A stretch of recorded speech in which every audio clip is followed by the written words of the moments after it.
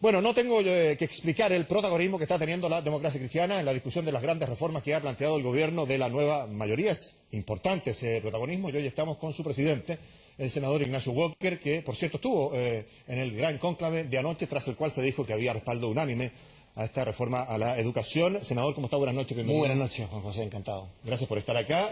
Antes de empezar, senador, y para ponerle un poco de contexto a esta conversación, que lo quiero invitar a revisar lo que dijo anoche el ministro Eizaguirre tras este cónclave, que refleja lo que él cree y el gobierno cree que se consiguió tras esta reunión. Escuchemos al ministro Eizaguirre.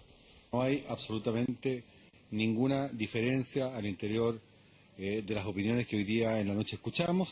Todo lo contrario, una voluntad muy convergente y la conciencia absoluta que el legado que en materia de igualdad, de lucha por la igualdad le vamos a dar al país, está fundamentalmente significado por esta reforma educacional que la vamos a sacar adelante.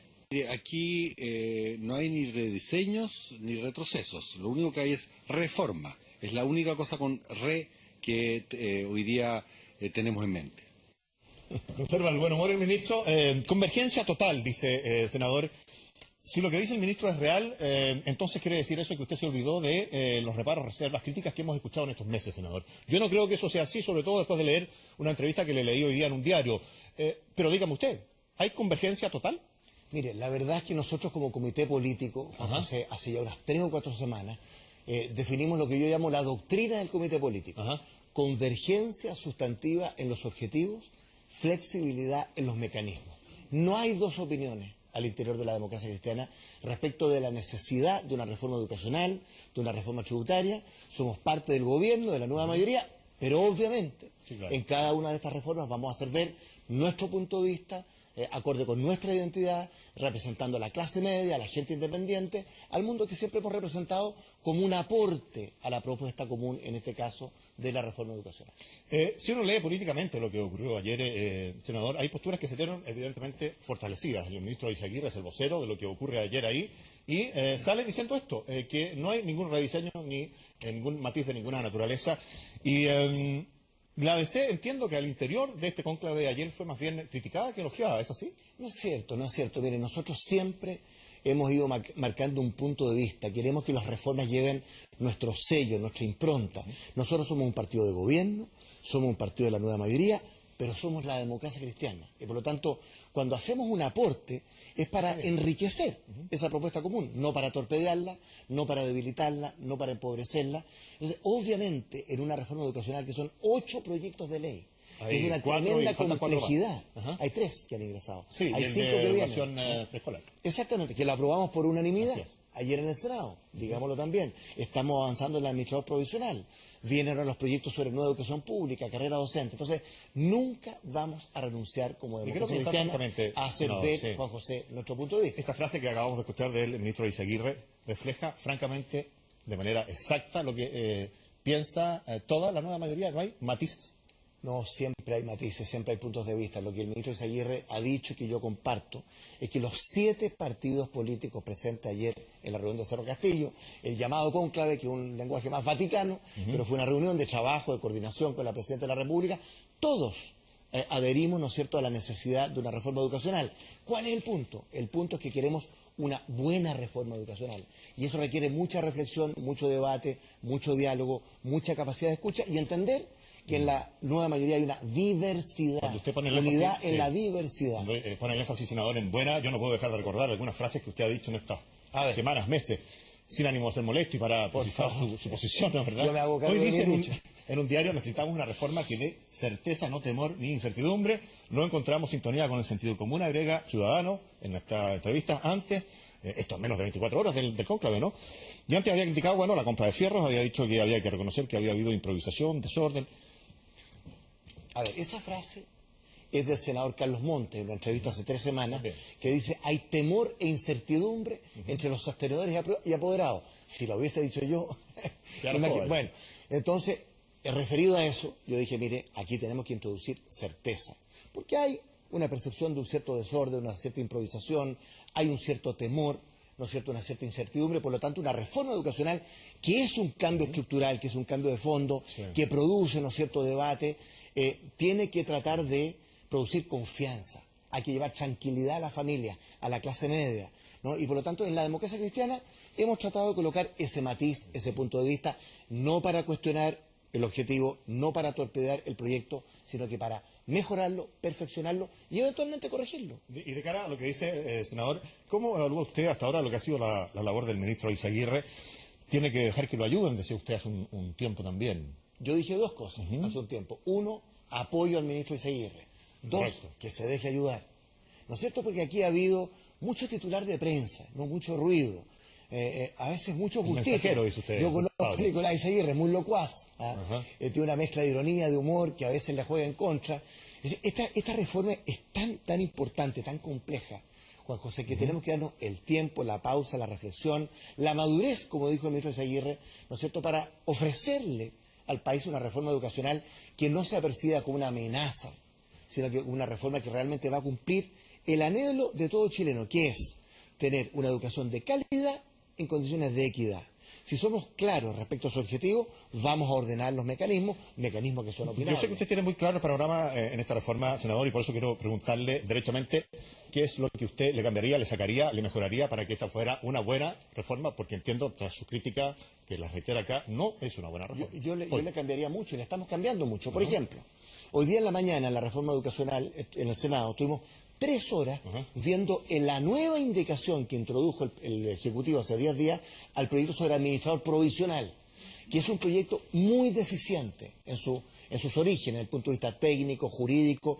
Bueno, y producto del debate que hemos tenido en la comisión, el ministro Izaguirre, el gobierno introdujo una indicación, ¿no es cierto?, muy sustantiva, hace 10 días, en que hemos ido mejorando, perfeccionando, corrigiendo este proyecto de ley del gobierno, ¿no es cierto?, justamente en aras de una buena reforma educacional, un buen proyecto sobre administración provisional. Sí. ¿Vieron usted cómo avanzamos? Por supuesto, le estamos cambiando muchas cosas. Sí, pero- Tal cual usted describe esto, yo no sé si usted está de acuerdo o no con el ministro Izaguirre, hay una suerte de rediseño de la reforma. Yo no, mire, eso fue una expresión del diputado Andrade. Está bien. Hace 2 semanas que habló de rediseño. Yo prefiero hablar de mejorar, perfeccionar, corregir y eventualmente, ¿por qué no decirlo?, un ajuste. Mire, nunca, Juan José, un proyecto de ley termina como entra en el Parlamento. Para eso está el debate parlamentario, no solo en la nueva mayoría, también con la oposición, de cara a la ciudadanía.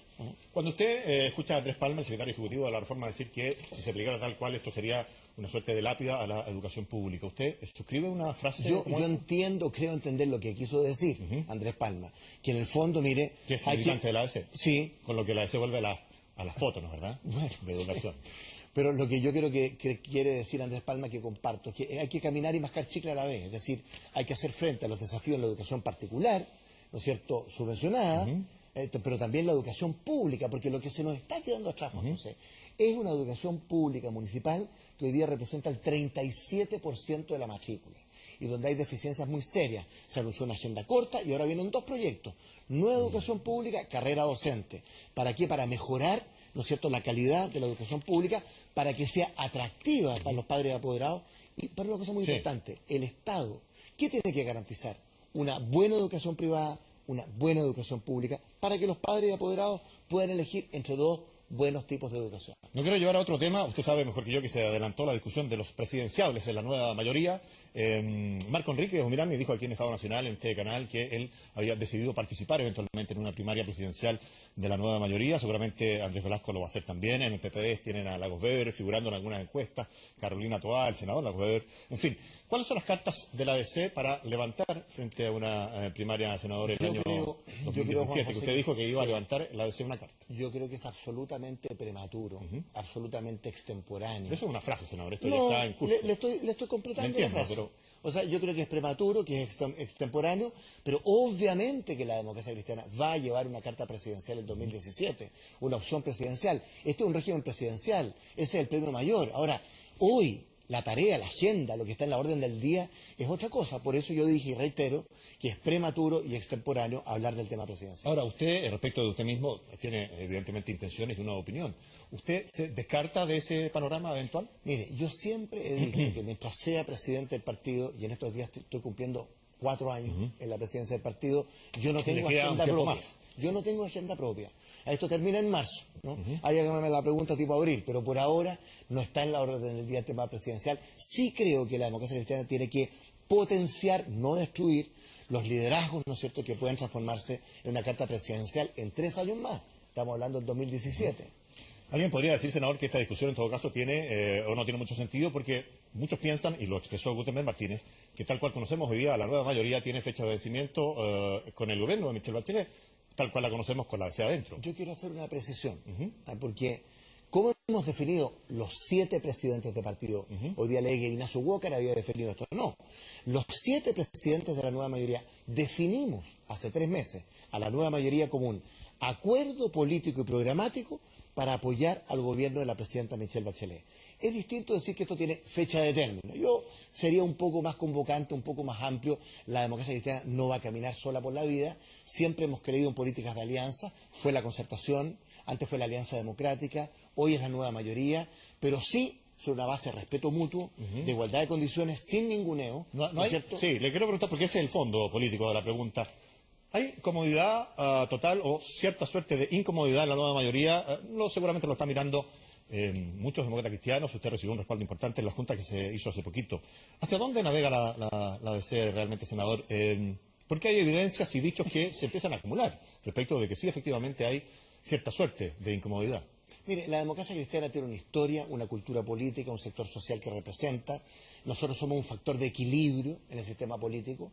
Somos grandes articuladores de los acuerdos, como el que se ha producido en materia tributaria, y por qué no el que se puede producir en materia educacional, y por qué no en materia del binominal.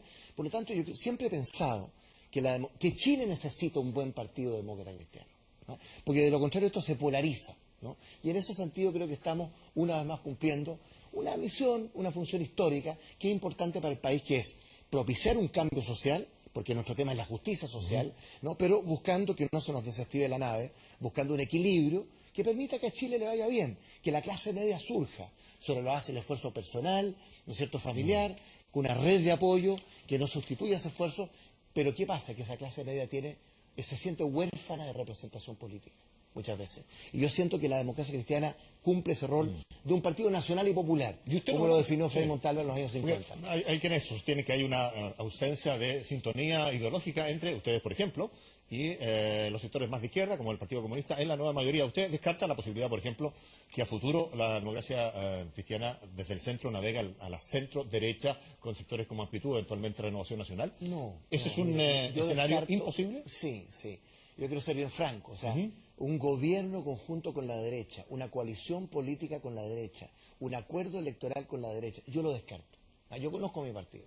Nosotros partimos en los años 30 rompiendo con el viejo Partido Conservador, un gran partido, éramos la juventud de ese partido. Nos tomamos el socialcristianismo muy en serio, nos seguimos tomando el socialcristianismo muy en serio. Por lo tanto, este partido, que es un partido de nuevo tipo, siempre se ha sentido más cómodo desde el punto de vista de las políticas de alianza, en una centroizquierda, pero no izquierda, centroizquierda. En Chile, porque en el mundo no están así. Bueno, en otros países, pero ¿qué tiene hoy día Alemania, la democracia cristiana? La gran coalición con la socialdemocracia.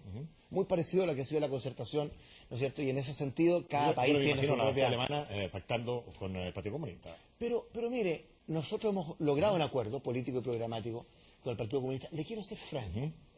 A pesar de las diferencias profundas que hay entre la democracia cristiana y el Partido Comunista, yo no tengo un juicio de reproche político que hacer en estos 4 meses a lo que ha sido la acción del Partido Comunista, que creo que ha sido seria, que ha sido responsable. Mis problemas han sido más bien con otros socios y líderes y parlamentarios de partidos, ¿no es cierto? Bueno, entonces yo quiero ser franco. No es que hayan desaparecido esas diferencias, pero en estos 4 meses, si usted me pregunta, yo creo que el Partido Comunista ha sido una fuerza responsable, seria. Le tengo que agradecer al senador Ignacio Walker, presidente de la Democracia Cristiana, haber estado esta noche en Medianoche. Un gusto, como siempre, Juan José. Buenas noches. Bueno,